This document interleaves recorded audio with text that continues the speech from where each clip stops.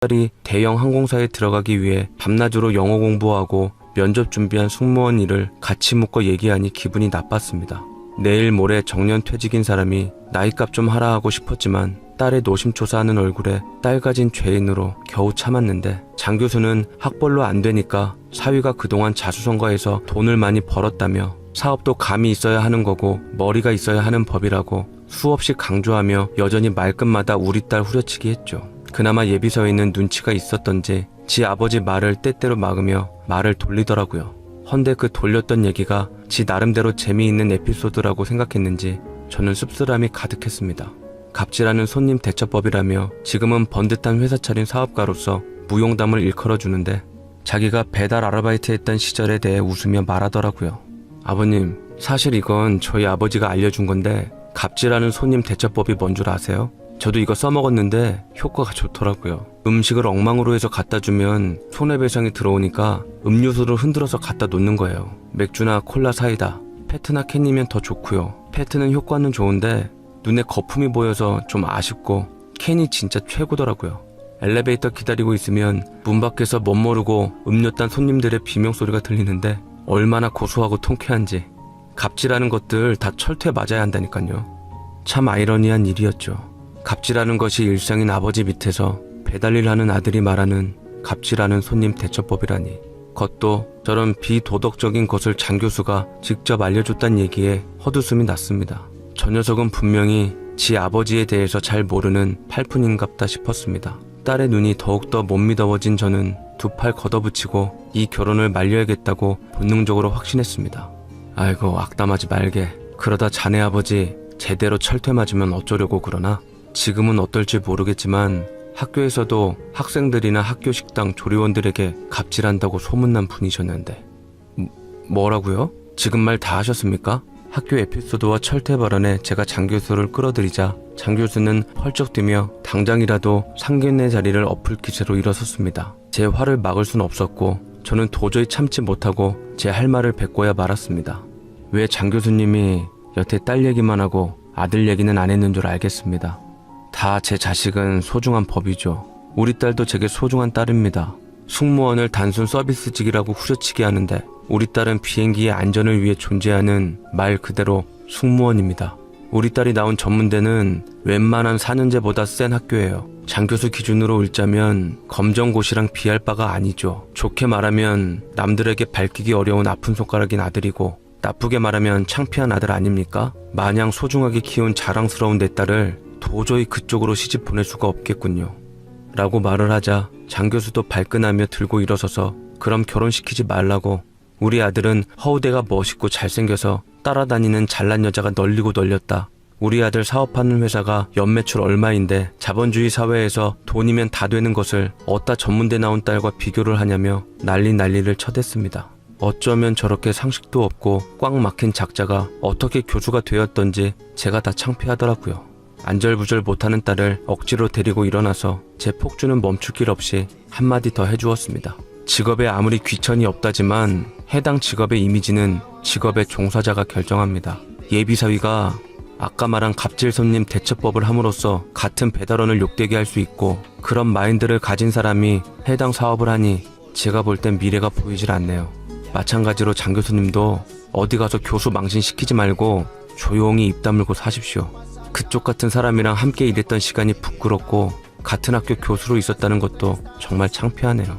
미안하지만 난 내 딸 그쪽한테 보내면 고생길이 훤히 보여 도저히 결혼 못 시키겠으니 관둡시다. 후련하게 제가 지르자 장 교수는 일순간 당황하더니 배째라는 듯 나와서 저는 듣도 보지도 못한 상태에서 아내와 딸아이를 데리고 나왔습니다. 우리 딸이 똑 부러진 줄만 알았더니만 남자 고르는 눈은 형편이 없다는 것을 알고 난 후 실망이 이만저만이 아니더라고요. 그러나 딸은 홀려도 제대로 홀렸던지 자신의 사랑을 굽힐 줄 몰랐습니다. 한 번도 부모를 실망시키거나 거스른 적이 없는 딸인데 누가 봐도 아닌 사람을 배우자로 맡겠다니, 갑질하는 장 교수 집안 며느리로 들어가겠다니 부모로서 뒷골이 당겨왔죠. 아내 역시 웬만하면 나서질 않았지만 상견례를 다녀온 후 이건 아니다 싶었던지 딸의 예고된 불행을 반드시 막아야겠다 싶었나 봅니다. 아내는 혹시나 뭔가 낌새를 느꼈는지 설마 하니 넌지시 딸에게 묻더라고요. 승미야, 너 혹시 아기 가졌니? 그래서 그 남자랑 결혼하려는 거야? 그건 아니에요. 아기를 가진 건 아니고 그냥 제가 그 사람을 좋아해서 결혼하려는 건데 상견례도 다 망쳐버려서 이젠 어떻게 해야 할지 모르겠어요. 부모님께 죄송스럽기도 하지만 실망하기도 했어요. 언제나 제가 바라는 뜻이라면 곁에서 응원해주고 제 편이 되어주셨는데 왜 제 결혼 문제만큼은 제 뜻대로 못하게 하시는지 마음이 안 좋아요. 왜 조건만 보시는지. 서로 사랑한다 한데 누가 아깝고 자시고 할 게 뭐 있어요. 그냥 제가 사랑하는 사람이면 결혼 조건으로서 충분한 거 아니에요? 만약 저 찬욱 씨랑 결혼 못하게 되면 다른 사람하고도 하지 않을 생각이에요. 제 인생에 결혼하고 싶은 사람은 오직 찬욱 씨, 저 사람 하나뿐이니까요. 라고 이성적이면서 단호하게 말을 하는데 저와 아내는 여러 가지 문제를 들며 이 결혼은 안 했으면 좋겠다는 바람을 비쳤지만 소용없었습니다. 딸은 저희 말을 들을 때만큼은 부모 심정에 대해서 이해도 해주고 공감도 해주었지만 모든 걸 알고도 그 사람과 결혼하고자 하는 뜻을 밝혔습니다. 바로 사랑이라는 이름 때문에 말이죠. 제 입장에선 상견례 때의 명품 좋아하는 어벙한 장 교수의 아들을 떠올리고는 도대체 그 덜 떨어진 녀석의 어느 면모가 딸의 관심을 사로잡았나 싶어 궁금했지만 딸은 그저 사랑이라고만 얘기를 했을 뿐이었습니다. 결국은 부모인 저와 아내는 딸의 고집에 두 손 두 발 다 들었고 다시 한번 예비 사위 녀석을 불러 얘기를 해봤는데 당당한 기세와는 다르게 우리 딸과 결혼 못할까봐 걱정되었던지 오들오들 떨고 있었습니다. 우리 딸이 없으면 못 산다고 볼이 움푹 패인 야윈 상태로 결혼 허락해 주시면 안 되냐고 싹싹 비는데 진심인 것 같아 마음이 조금씩 움직이고 있었습니다. 딸이 글썽이며 손을 잡아주니 서로를 보고 희미하게 웃었는데 내가 뭔가 단단히 잘못 생각했구나. 그때 아차 싶은 생각이 들었어요. 아내와 둘이서 의논을 하게 됐습니다. 아내 역시 저와 같은 생각이었죠. 예비 사위 녀석이 몇 날 며칠 밤 식사도 못했다고 들으니 마음이 안 좋았던 아내가 식사를 내어왔습니다. 우리 딸이랑 행여 결혼 못할까봐 밤을 샜다니 어서 들어요. 솔직히 부모 욕심에 여러모로 아쉬운 점이 많지만 우리 딸이라고 마냥 잘난 건 아니고 장 교수님처럼 우리 역시 남이 보지 못하는 큰 잘못이 있으니 넘어가고 우리 딸 부디 잘 부탁해요. 딸의 고집에 전적으로 패배한 부모가 되었습니다. 마음을 비우고 보니 괜찮은 것 같기도 하고 이렇듯 끝내는 딸의 결혼을 허락할 수밖에 없었어요. 결혼 허락을 하니 딸은 뛸 듯 기뻐했고 우리 예비사위는 다시 한번 저희에게 엎드려 절하며 감사하다고 수도 없이 말을 했더랬죠. 마음이 약했던지 눈물을 흘리면서 승미를 아내로 맡게 허락해줘서 몇 번이나 감사하다며 말하는데 사람은 괜찮은 것 같기도 하고 명품만 밝힐 뿐이지 본 태생 자체가 착하고 선하긴 한 것 같아서 못마땅했지만 좋게 넘기려 했습니다. 배달 사업을 하면서 본인도 열심히 일했는데 벌써부터 결혼한 것도 아닌 상태인데도 모두 돈을 제 딸한테 맡기더라고요. 녀석도 딸을 사랑하는 마음이 느껴져 그래 바퀴벌레 같은 한 쌍이니 잘 먹고 잘 살아라 생각하며 모든 욕심을 버리고 내려놓은 후 딸을 시집 보내기로 마음먹었습니다. 기왕 일이 된 거 장 교수네하고도 인연이라고 생각이 들어 예단을 책정해서 나름 신경 써서 보냈는데 장 교수 댁은 저희를 보며 비아냥 대더이다. 당장 썩 꺼져요. 아들한테도 내 단단히 일러뒀어요. 이 결혼은 죽어도 허락 못한다고. 특히나 윤 교수 같은 아나무인이고 무례한 사람하곤 도저히 사돈 관계를 맺을 수 없으니 마음에 안 드는 예단 따위 다시 가져가세요. 라며 그대로 다시 돌려보내더라고요.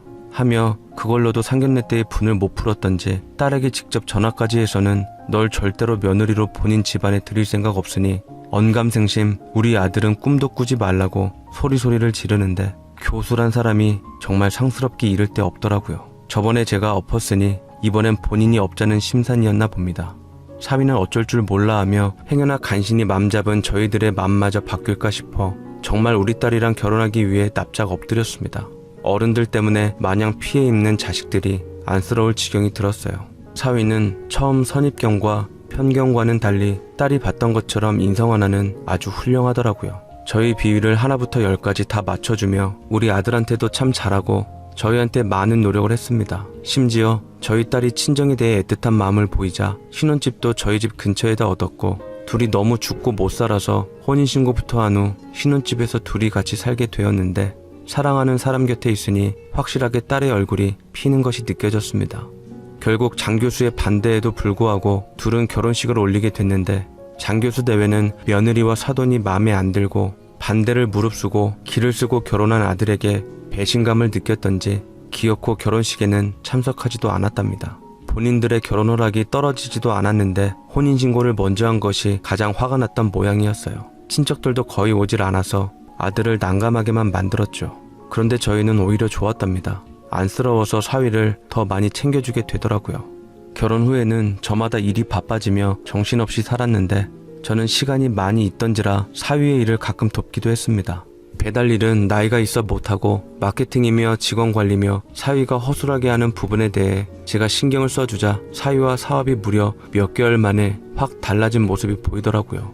사업이 잘 돼서 돈을 많이 버니 딸도 아이를 갖기 위해 항공사를 그만두고 전업주부 모습을 꾀할 준비를 했습니다. 사위 옆에 있었던 딸은 진심으로 행복해 보이는 게 느껴져서 저도 마음이 참 좋았습니다. 사위는 돈을 많이 벌자 다 제 덕이라며 시켜 세워준 뒤 우리 아들 가게 역시 다 차려주었는데 아들은 매형을 진심으로 아끼고 존경하며 고마워했습니다. 발 없는 말이 천리 간다더니 이 소식이 흘러들어가 뒤늦게 우리가 지 아들 덕 봐서 배가 아팠던지 장 교수는 아내와 함께 저희 집에 들어와 폐악질을 부리더라고요. 검정고시 출신이라며 마음에 안 든다고 사위 못 삼겠다고 할 때는 언제고 이제 와서 우리 아들을 빼돌려서 재산을 야금야금 헤쳐먹어? 이것 보세요 윤 교수 양반. 겉으로는 신사적인 척 상식 있는 척 하더니만 뒤에 가서는 남의 아들을 사위랍시고 번 돈을 뜯어내서 친아들 가게 차려주고 할 수 있는 거요? 저는 이참에 장 교수와 사돈으로서 잘 지내고 사과도 할 겸 여러모로 잘 지내고 싶다는 뜻을 밝혔지만 장 교수의 뜻은 따로 있는 것 같았습니다. 돈 얘기를 이어 꺼냈는데 아들에 대한 생각보다는 버는 돈이 필요한 것 같았습니다. 아들 결혼식 때도 안 왔으면서 돈 달라 할 때는 사돈들 앞에서 당당하게 아들에게 얼마를 붙이라고 하는데 그 금액 또한 결코 작질 않았습니다. 그토록 자랑스러웠던 장 교수의 딸은 지 아버지에 이어 교수가 될 생각을 하고 있었던 건지 막대한 유학 비용이며 돈 잡아먹는 하마가 되어 있었는데 그래도 한 푼이라도 아쉬운 마당에 본인 아들이 우리 아들 가게를 차려줬다는 것이 몹시도 거슬렸던 모양이었습니다. 갑자기 불쑥 찾아와 당연한 듯 다짜고짜 돈을 내놓으라고 했지만 이미 사위의 돈이며 모든 것들은 딸이 쥐고 있었습니다. 딸은 자신과의 결혼 때문에 몇 년간 의절한 상태로 있다가 여동생 돈 들어갈 일 많으니 돈 내놓으라는 심산이 괘씸했던지 절대 안 된다며 거절했죠. 사위는 지 부모라고 못내 걸렸던지 우왕좌왕하며 부모 좀 도와주고 여동생 유학 비용 역시 보태고 싶은 마음이 간절해 보였지만 돈을 쥐고 있던 딸은 끝까지 내놓질 않았습니다. 죄송해요 아버님. 남편 돈을 제가 함부로 내드릴 수는 없어요. 이건 오로지 남편만 번 돈도 아니고 저랑 저희 아버지가 같이 나가서 이룩해 놓은 재산이기 때문에 이게 또 마냥 남편 것만은 아닙니다. 그래서 도와드릴 수가 없을 것 같아요. 죄송합니다. 라고 말을 하는데 장 교수는 체면이고 자시고 딸의 머리채를 잡아버렸고 곧이어 저와 몸싸움으로 번져버렸죠. 그 이후로 몇 번이나 더 찾아와서 욕설을 하며 딸에게 아들이 번 돈을 내놓으라며 행패를 부렸지만 소용없었습니다. 자식 돈을 본인 돈이라고 생각하고 마음껏 쓸 수 있다고 생각을 한 게 우스운 일이었죠. 이로써 예비사위랑 장 교수는 더 멀어지게 되었는데 예비사위는 결국 우리 딸을 선택하며 부모를 등지고 말았습니다. 괴로웠던지 저와 거하게 술 한잔하며 자신의 인생에 대해 얘기하는데 착잡해 보이더라고요. 많이 힘들었는데 저도 이제 아버지 안 보고 살려고요. 어렸을 적부터 동생하고 비교하면서 집안에 누가 되면 안 된다. 아비 얼굴에 똥칠하고 다니지 말아라. 멍청하게 굴지 말아라. 여동생 밥만 따라가라. 그런 소리를 달고 살았어요. 초등학교 때 숫기가 없어서 외톨이로 살다가 따돌림도 당했었는데 그때도 아버지는 저한테 못났다며 부끄럽다고 어딜 가서 장 교수 아들이란 소리 하지도 말라 했어요. 얼굴 들고 살아갈 생각 말라며 가해자도 잘못이지만 피해자가 자초하지 않았음 가만히 있는데 그러겠냐라며 그것도 다 제 탓이라는 이상한 논리로 저를 늘상 힘들게 만들었어요. 학교나 집안 내에서도 심리적으로 힘들어서 중학교 다니다 그만뒀고 정신과 치료를 좀 받다가 고등학교도 못 다니게 되었는데 정신과 치료받은 것도 아버지를 불편하게 만들었는지 행여 소문날까봐 절 꼭꼭 감춰놓으시더라고요. 제가 집안 망신시킬까봐였죠. 겨우 나이 먹고 정신 차린 후 일단 검정고시 본 다음 배달이라며 살다가 모은 돈으로 사업을 시작했는데 사업이 좀 잘 됐어요. 군뱅이도 구르는 재주가 있다면서 제 돈을 마음대로 가져다 쓰기 시작하시더라고요. 그래서 저도 뺏기기 싫어서 명품이며 뭐며 저 스스로에게 아끼지 않고 돈을 썼어요. 저를 위해서 뭐든 사지 않으면 억울할 것 같기도 하고 가족한테 다 뺏겨버릴 것 같아서요. 라고 씁쓸한 듯 얘기하자 저는 예비 사위의 아픔을 알게 되고 그날 밤 사위랑 주거니 받거니 하며 여러 가지 이야기를 했습니다만 사위는 그래도 장 교수가 애비라고 정도 남아있었고 지 아버지께 인정받고 싶은 마음이 있더라고요. 그래서 제가 나중에 장 교수를 한번 찾아갔지만 그에게 사위는 내놓은 아들이었고 얼굴에 먹칠한 아들이었으며 집안에 도움도 안 되는 모자란 아들일 뿐이었습니다. 네가 내 아들로 오고 싶으면 네 안사람한테 맡긴 돈 몽땅 찾아와서 애비 이름으로 돌려놔라. 그럼 그의 며느리로 인정하고 받아주마. 그렇지 않고선 얄짤없어. 동생이 지금 외국 학교에서 등록금과 생활비가 없다는데 그걸 모른 척하면 넌 사람도 아니지. 배우지 못했어도 그 정도는 알고 있겠지? 네가 그나마 돈이라도 내놓았기에 우리 가족의 구성원으로서 인정했지. 안 그러면 너같이 내 얼굴에 먹칠하는 거 뭐 때문에 데리고 있었겠냐? 이 장교수 아들로 살고 싶으면 돈이라도 갖고 와라. 처가나 네 마누라 치마폭에 휩싸이지 말고 이 못난 녀석아. 라는 말만 듣고 사위는 기가 잔뜩 죽은 채로 씁쓸하게 돌아왔습니다. 녀석도 얼마나 괴로웠을지 답답함이 전해져 왔습니다.